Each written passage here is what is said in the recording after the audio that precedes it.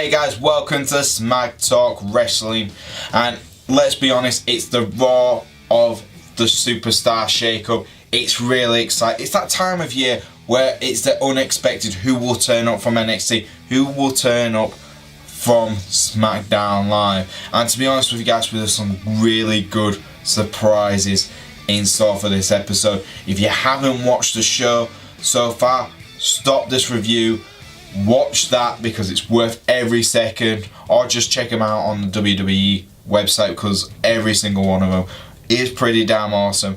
If you have, brilliant, let's get started. This is Smack Talk's Raw Review.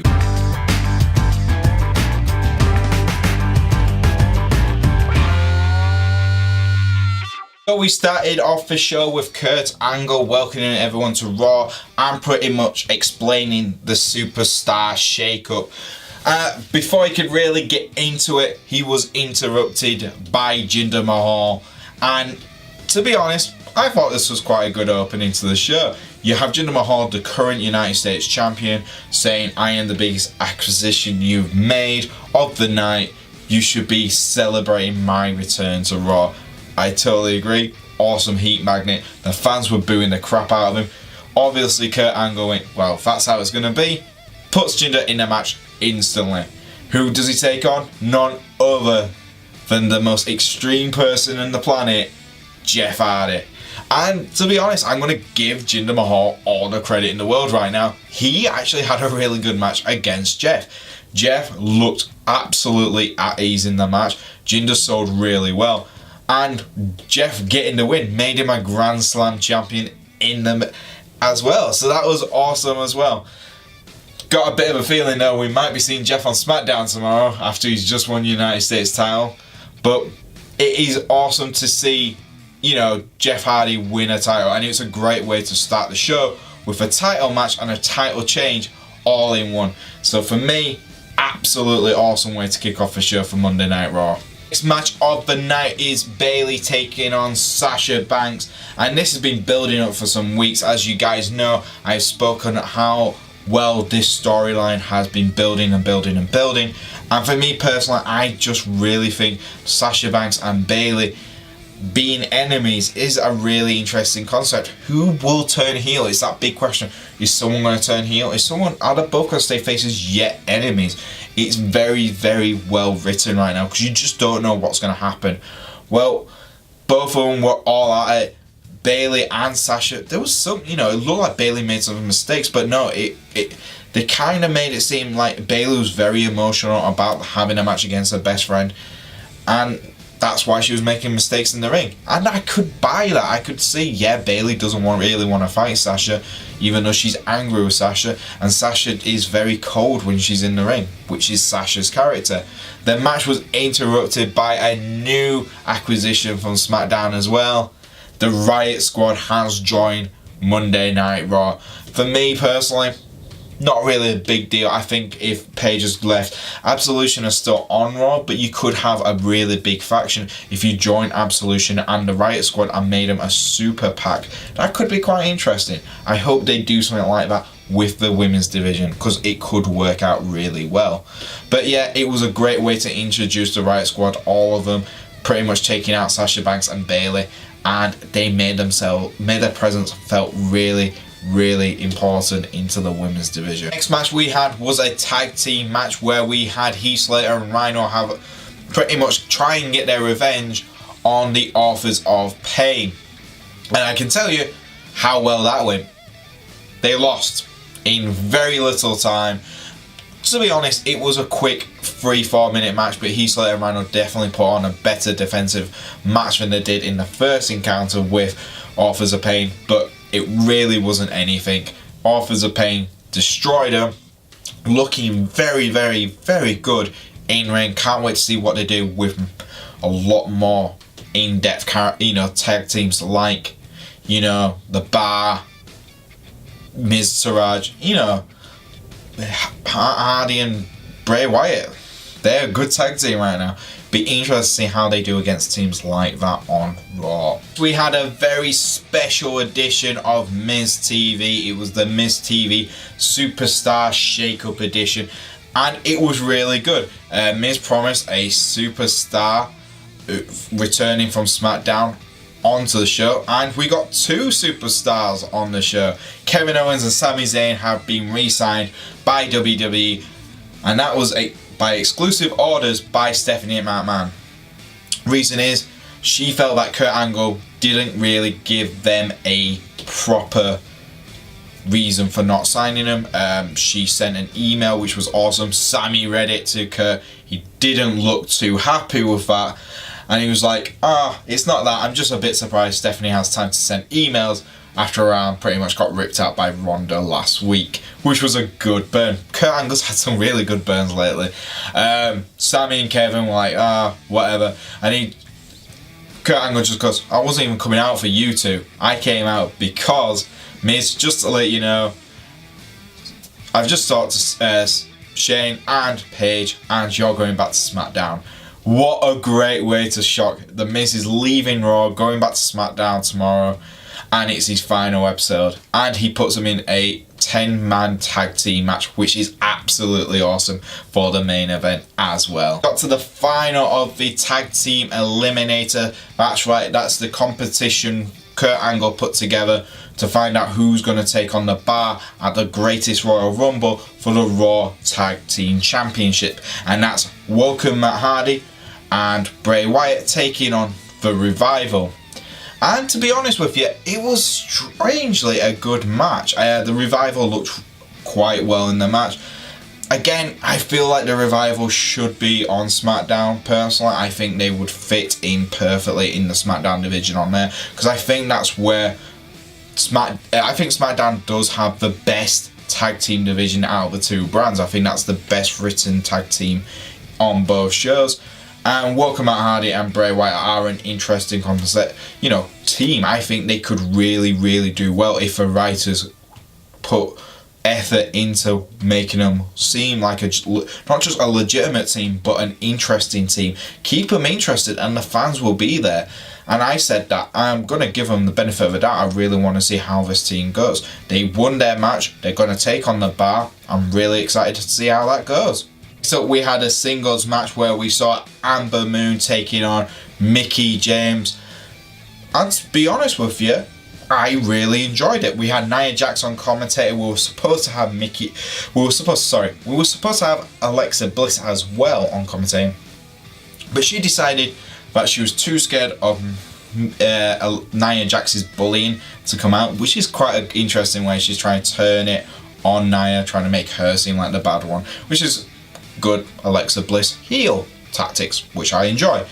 The match itself was very, very paint by numbers, but it does indicate what kind of athlete we have got in Ember Moon in a singles match, and she performed absolutely good, awesome. I think she is a great signing for the Raw Women's division. She could legitimately be a contender for the Raw Women's title in some time, and I think sometime soon.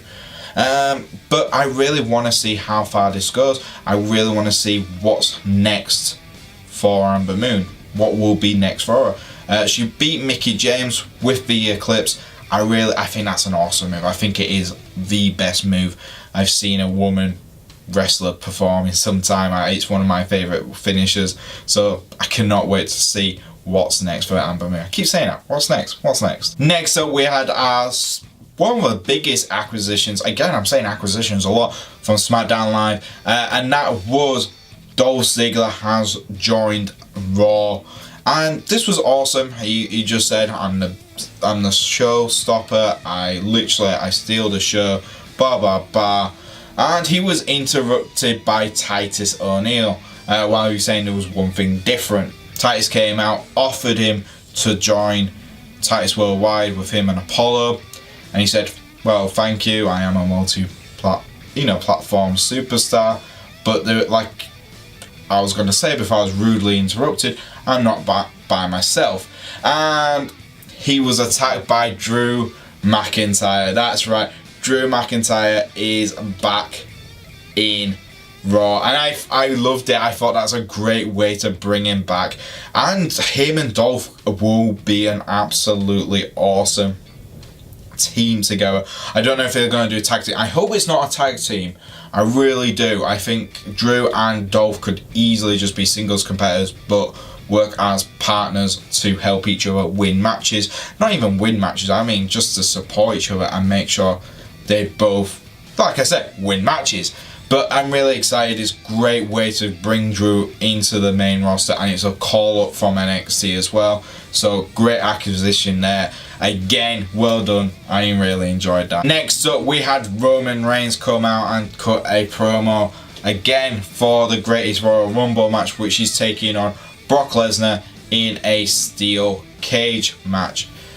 And to be honest, it was okay. It was a decent promo. Again, Roman, it's not really anything I'm not going to say it's the worst promo. I'm just going to say it's okay, because I've seen worse promos. I have definitely seen worse promos, but it was just lackluster. There was nothing really. There was nothing there from last week, which we hadn't heard from last week, which we heard again this week. The only saving grace is Samoa Joe. Legitimately, Samoa Joe is the best thing with this whole storyline, because you're not going to get Brock Lesnar coming back every week to interrupt Roman Reigns. But Samoa Joe, on the other hand, he can talk. He's an absolutely dangerous, destructive man. And to be honest, I would love to see, give Roman the Universal title just so we could see Samoa Joe challenge for that title. That's the only reason I would want Roman to win the Universal title, is so I could see guys like Samoa Joe, like Finn Balor, like Seth Rollins challenging for the Universal title, like they should be doing anyway. Another acquisition from SmackDown to Raw was Natalya has joined Monday Night Raw, and this was quite interesting. We first saw a backstage segment where Ronda and Kurt Angle were talking to each other, and then Natalya walks in and she hugs Ronda, and Kurt's like, "You two know each other?" She goes, "Yeah, we've trained with each other at Performance Center." I thought that was quite cool. Natalya even tweeted an image of those two training together, which I thought was cool. And then Natalya later on in the night had a match against Mandy Rose of Absolution, and I thought this was an interesting match. Not Natalya's best match, I've got to say. You know, getting her back on Raw, I've seen she's had some really decent matches against Charlotte on SmackDown Live, and I thought, oh, I really want to see how a match, and it was okay. It was very, very basic. It was a very basic, but obviously there's a lot of things going on in Raw, and it just felt really quick. And Natalya won with the sharpshooter. Of course she won. And we also, after she got Mandy Rose to tap out, Sonya Deville beat the crap out of her, and Mandy Rose joined in. That caused Ronda Rousey to come out to help her. Sonya Deville tried to have a fight with Ronda Rousey. Yeah, that's going to work out well. And Ronda beat the crap out of her after saving Natalya, and I thought that's a great way. It's a slow way of turning Natalya face. I think there's a lot of heels in the women's division on Raw, and they need to turn someone face, and I think Natalya is a perfect subject of a baby face anyway. So yeah, I think it's the right choice. Our next match was a tag team match, and it was Breezango taking on Sheamus and Cesaro. That's right, another acquisition from SmackDown Live. And this all started again with a backstage segment where we had Breezango see Sheamus and Cesaro and give them tickets for fashion violations, which I thought was pretty funny. Sheamus and Cesaro wasn't happy with seeing Bray Wyatt and Matt Hardy win their match, and having a ticket thrown in their face was quite interesting. And the match itself was a typical Breezango type of match. They were no way in control of that match. They don't work like that, and that's what makes the crowd really support them. They never ever dominate a match, and they won't. It's how their characters are, but they will get the win if it's either by luck, chance, or absolute fashion miracles, because these guys literally looked like Tyler Breeze was getting the crap kicked out of him. I think Fandango wasn't even tagged in this match, and Breeze somehow managed to get the pin on Cesaro after Fandango pulled Sheamus off the ring.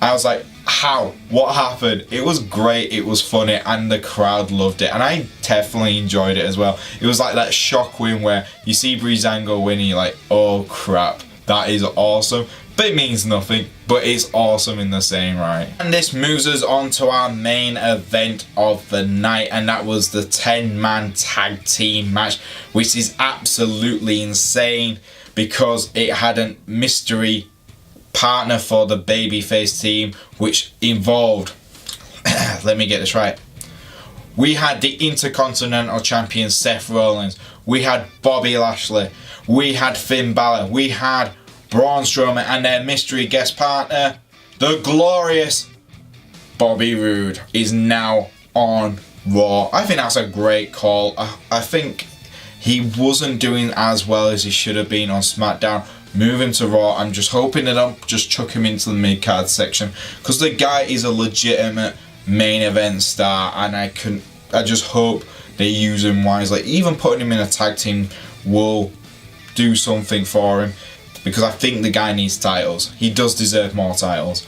And he was taking on the heel team of The Miz, the Miztourage, Sami Zayn and Kevin Owens. And the match itself was very, very entertaining, hard hitting, as you might expect for a 10-man tag team match. There's a lot going on and it's very chaotic. But I'll just tell you the last bits. Pretty much everyone who was a babyface used their finishers nearly. And apart from it was just so chaotic. You just didn't know who was gonna win. But once the crowd wanted Braun Strowman in, when Seth was just about to tag him in, the crowd just went crazy. He finally tagged Braun Strowman in, and it was a massive eruption of cheers. It was brilliant. And the saddest thing of it all was the Miztourage turned on the Miz, and that for me, I just felt like not how I really wanted the Miztourage and the Miz to end, part ways, but it makes sense in a storytelling way. Bo Dallas and Curtis Axel didn't want to get tapped in. They jumped off the side apron and walked away, while the Miz got flattened by Braun. The babyfaces got the victory, and that was it for the Miz on Monday Night Raw. And there you have it, guys. That's this week's episode of Raw, the Superstar Shakeup edition.